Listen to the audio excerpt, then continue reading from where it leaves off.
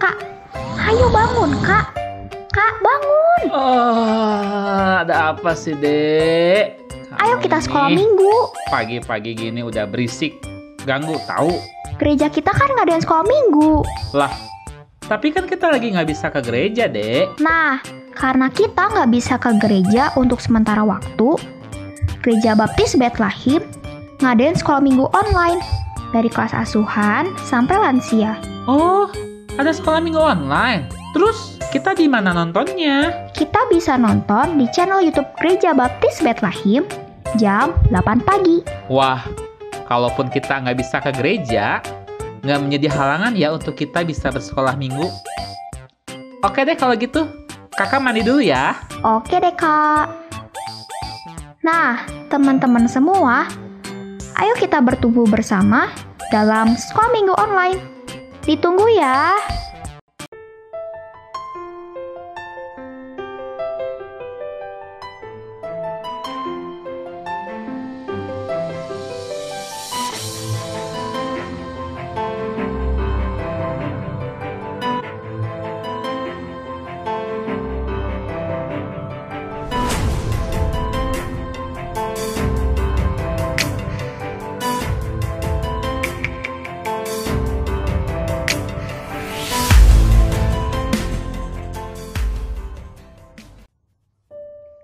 Selamat pagi Bapak Ibu kelas dewasa dan dewasa senior.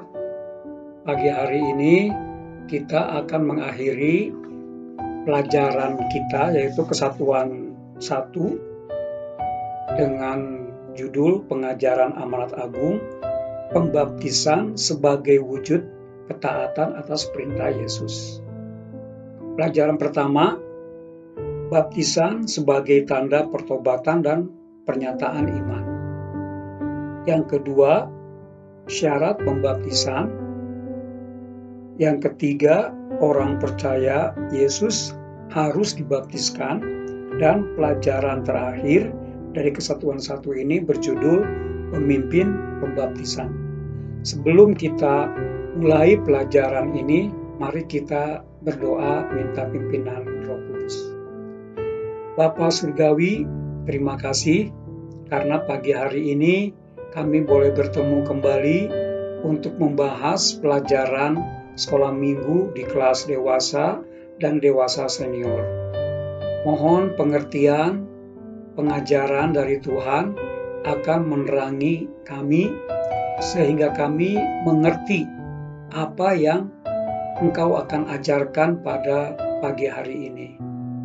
Tolonglah supaya kami boleh mengikuti pelajaran ini dengan baik dan kami boleh memetik pelajaran yang berharga tentang upacara pembaptisan di gereja kami. Terima kasih.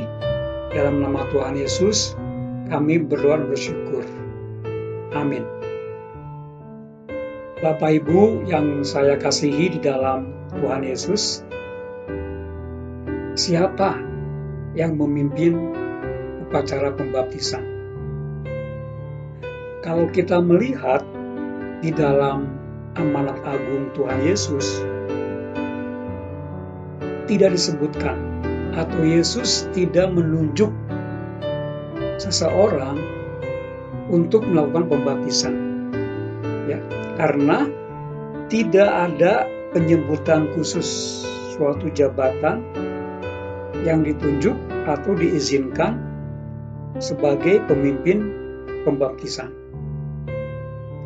Beberapa orang beralasan karena ini perintah kepada seluruh murid Yesus, maka seluruh murid Yesus harus melakukannya. Baik menjadikan segala bangsa murid Yesus maupun membaptiskan orang yang mau menjadi murid Yesus.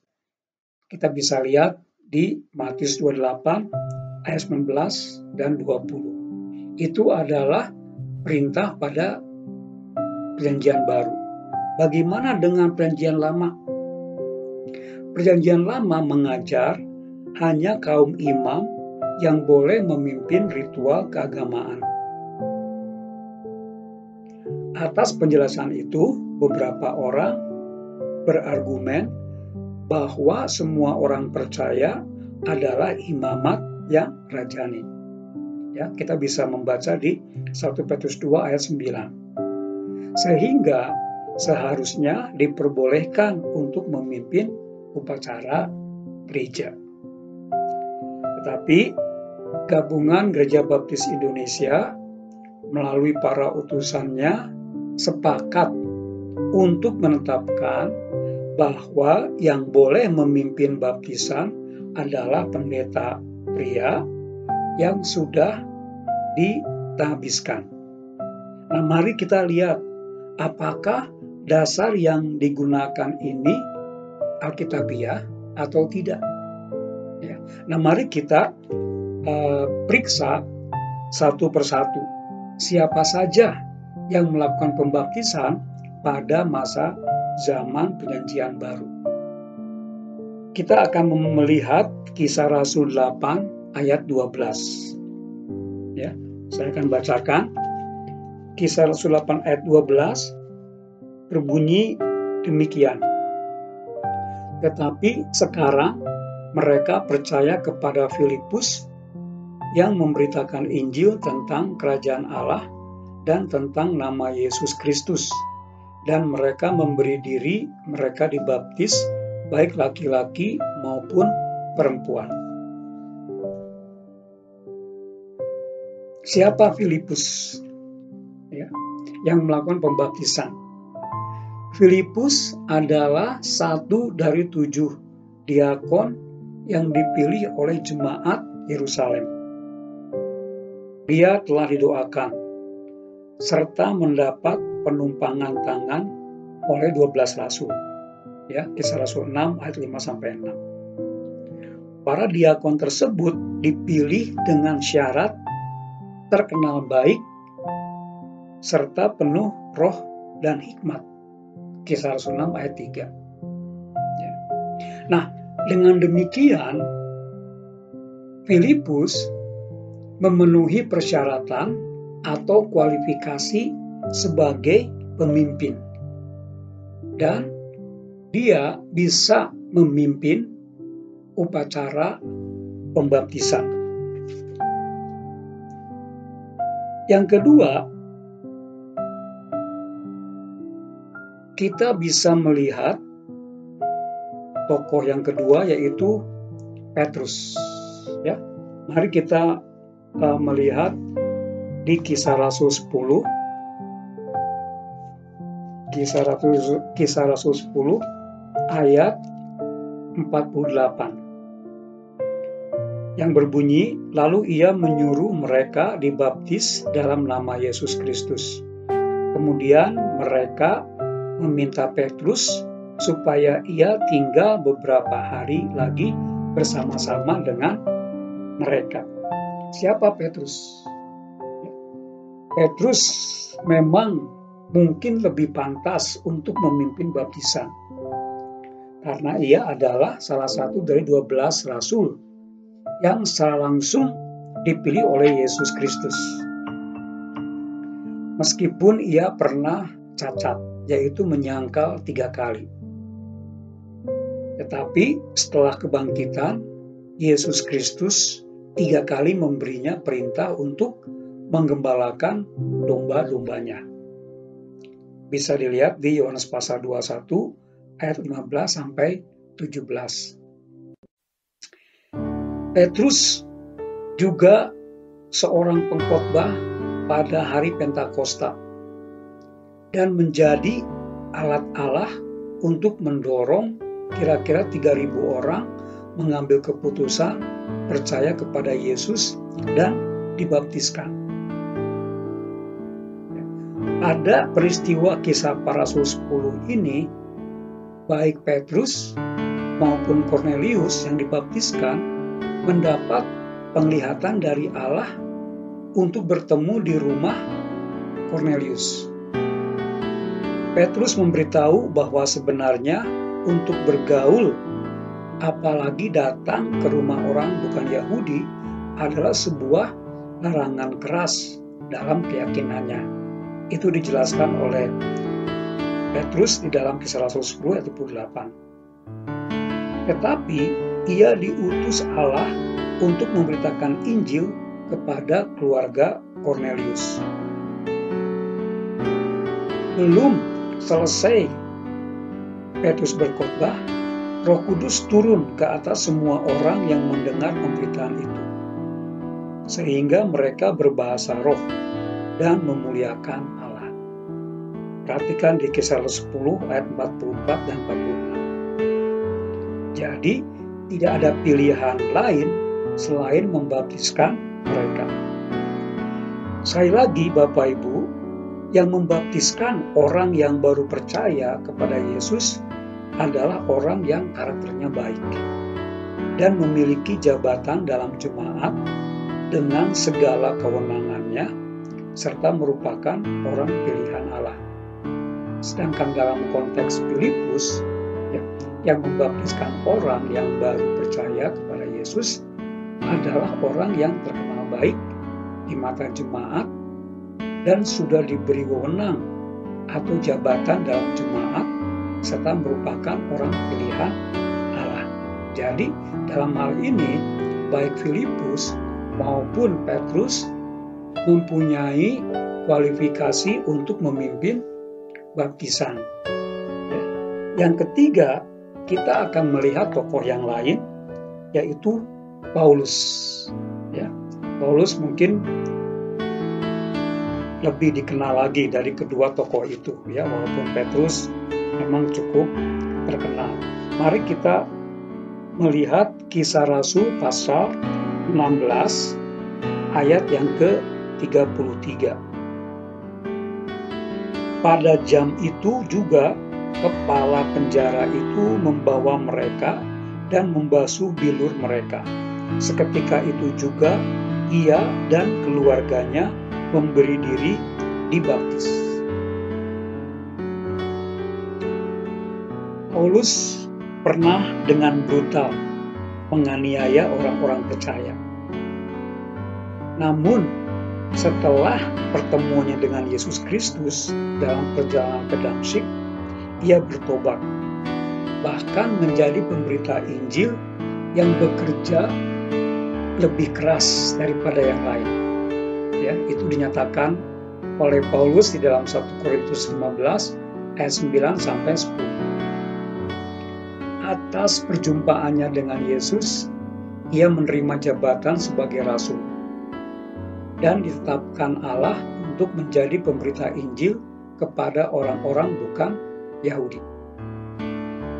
Karakter Paulus baik hingga rela bekerja membiayai dirinya sendiri dan rekan sepelayanannya dalam melaksanakan pekerjaan Tuhan.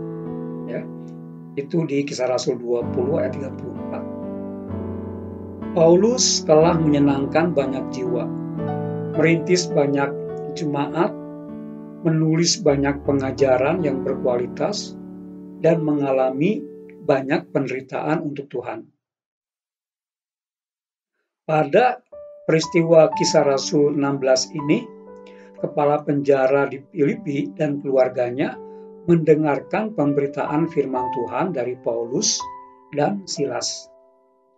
Pastilah Injil Yesus Kristus diberitakan, sehingga mereka akhirnya mengambil keputusan untuk percaya kepada Allah dan memberi diri dibaptis. Kisah Rasul 16, 31 sampai 34. Memang di sini tidak dijelaskan siapa yang membaptis.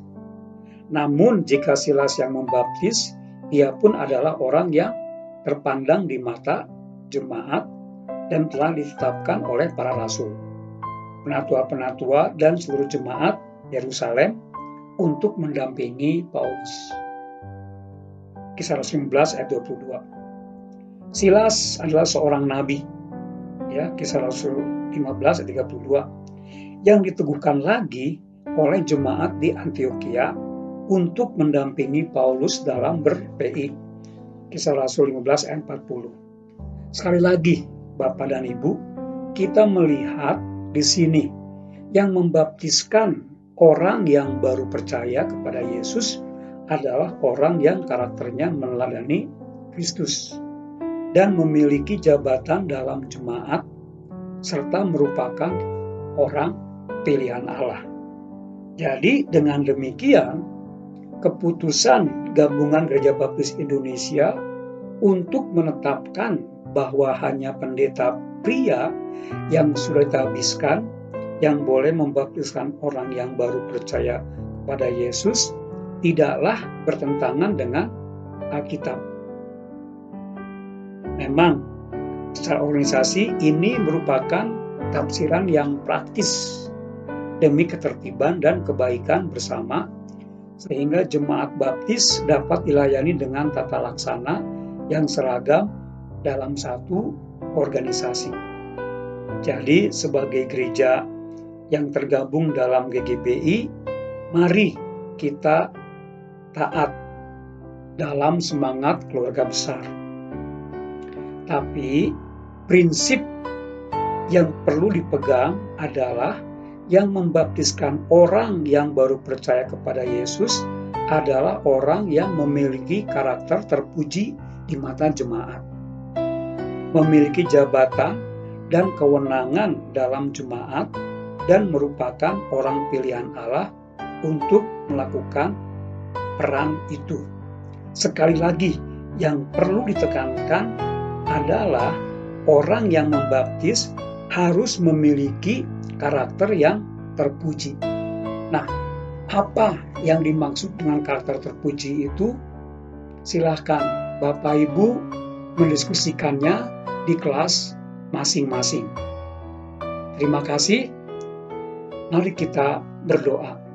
Terima kasih Bapak, kalau kami sudah belajar pelajaran yang keempat yang berjudul Pemimpin Pembaptisan.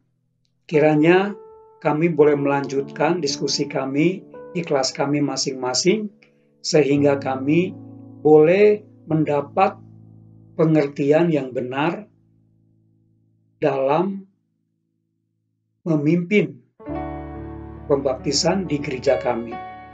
Terima kasih. Dalam nama Tuhan Yesus, kami berdoa dan bersyukur. Silakan Bapak Ibu mendiskusikan di kelas masing-masing. Tuhan memberkati.